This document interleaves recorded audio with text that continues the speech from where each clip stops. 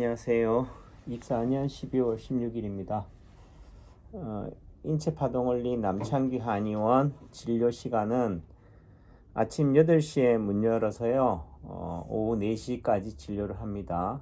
그 말은 진료 접수는 4시까지다. 제가 4시 되면은 땡 하면은 도망갑니다. 퇴근합니다. 그래도 혹시나 또 환자분들이 그때까지 제가 진료를 다 못 마치면 어떻게 됩니까? 뭐 4시 반이 될 수도 있겠고 5시가 될 수 있지만은 요즘 같은 경우는 그럴 일은 드물다. 그래서 처음 오시는 분들은 항상 그렇지만 일찍 오셔야 돼요. 일찍 일어나는 새가 먹이를 먹는 거죠.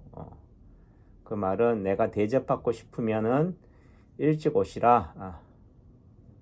그래서 처음 만나면 어떻게 돼요? 아무래도 서로 신상을 파악해야 되지 않습니까? 그러려면은 시간이 여유가 필요한 거다. 퇴근 시간이 오면 어떻게 돼요? 마음이 급해요. 저는 마음이 어디가 있다? 집에 가 있다. 그러니까 이왕이면은 대접받으려면은 아침에 오시고, 단골 환자분들은 뭐예요? 어제나 오늘이나 내일이나 도찐개찐이니까 그냥 편하신 시간대로 오시면 되고요. 그래도 가급적이면은 퇴근 시간 전에 오시라. 30분 전에는 도착하시는 게 좋다. 어떤 상황이 발생이 될지는 몰라요. 변수가 있기 때문에. 그러니까 기본적으로 30분 전에는 도착한다 생각하고 와야지 10분 전에 도착합니다. 그리고 그 이번 12월 달에는 그 12월 25일이 수요일인데 제가 집중 진료하는 날이 월수금이에요. 월수금. 그 다음에 당연히 화요일, 토요일도 진료를 하고요. 다만 목요일은 제가 휴진입니다. 남창규 대표원장은 목요일은 쉬는 날이다. 그래서 목요일 같은 경우는 우리 유용원 원장님이 진료원장님이 진료를 저 대신 하고요. 그래서 25일 크리스마스 날하고 25년 1월 1일이 수요일이네요. 그래서 제가 집중 진료하는 날이기 때문에 공휴일이지만 메리 크리스마스이지만 오전은 진료한다. 그래서 공휴일은 아침 8시에 문 열어서 12시까지 진료 접수예요. 그래서 12시 반부터 2시까지가 점심시간인데 12시 반에 오시면 어떻게 됩니까? 그만큼 또 침 맞는 시간이 있기 때문에 1시가 넘어야지 발침이 되잖아요. 그러면은 우리 직원들이 밥 먹는 시간이 줄어든다. 그래서 그래도 먹고 살자고 하는 거니까 가급적이면은 점심시간은 뭐 해요? 피해서 오는 게 좋죠.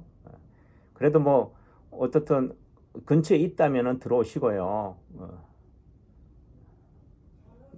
12시 넘었다고 안 봐주고 이런 건 아니지만 가급적이면은 그래도 밥 먹는 시간, 퇴근 시간은 피해서 오시는 게 좋다. 그래도 뭐예요? 안 오는 것보다는 오는 게 좋아요. 목구멍이 포도청인 입장에서는 그래도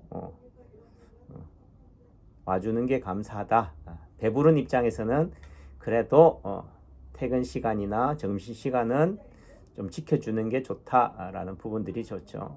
예를 들면은 그 몇 분 어간 상관으로 인해서 저는 침 놔주고 진료하고 가면 되지만은 뒤치다거리는 우리 간호사 가잖아요. 그러니까 그래도 다 자식을 애들 키우고 저녁 준비해야 되는 엄마 입장에서는 그래도 빨리 가고 싶어 하지 않겠어요? 그러니까 좀 여유를 가지고 하는 게 좋고, 제가 그 마찬가지로 목구멍이 포도청이라고 일요일도 진료를 했는데요. 너무 힘들어서 못합니다.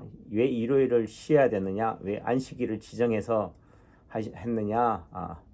안식일 날 하나님을 섬기라가 아니라 너희들은 육체에 갇힌 몸이니까 오작동하는 존재이기 때문에 일요일이라도 안식일이라도 정해서라도 강제로 쉬어라라는 의미가 되는 거죠. 예전에는 그래도 뭐 심한 얘기로 보약 환자들이 많았어요. 요즘은 줄어드는 이유가 건강기능식품, 유사기능식품들이 많아서도 되지만은 이게 주당 40시간이라고 그러죠. 그래서 금요일 오후 내지는 뭐 토요일, 일요일이 휴일이다 보니까 결국은 뭐예요? 전에는 쉴 틈이 없었는데 이제는 쉴 수라도 있어서 아플 틈이 없다 이거죠. 놀러 다니기가 바쁘다. 그래서 그런 맥락에서 결국은 휴식이 있기 때문에 그나마 덜 아프다. 하지만 또 한편으로는 치료가 안 되는 이유는 제가 보는 한의사 입장에서는요, 너무 양약에 중독돼 있다. 항생제의 남용이다. 고혈압약, 당뇨약, 고지혈증, 골다공증, 혈전영해제, 아스피린 뭐 이런 거잖아요. 동맥경화약, 심장약. 그래서 약의 범벅이가 되어 있기 때문에요. 이제는 약발이 안 맞는 부분도 있는 거죠. 뭐 저는 한의사여서도 그렇지만요. 전 이때까지 약에 뭐 혈압약이나 당뇨약이나 이런 고지혈증약이나 이런 약을 먹질 않잖아요. 나이 60이 되어 가지만은 설사 뭐 그런 혈압이 생긴다 하더라도 안 먹을 거지만은 저는 제 몸을 관찰한다. 그래서 이번에도 뭐 그 라오스 가서도 했지만은 저는 약을 안 먹죠. 한약이든 뭐 양약이든 뭐 다만 약을 다릴 때는 간을 보려고 약 맛을 확인하는 의미 속에서 약 냄새를 맡든 약을 먹어보든 하지만은 일부러 약을 먹지는 않는다. 이 병이 어떤 전병 과정을 겪는지 저는 제 몸을 통해서 확인하고 검증하는 거죠. 그래도 한방은 물리적인 변화를 일으키는 거고 양약은 화학적인 변화를 일으킨다. 그러니까 잘 치사 선택하시라.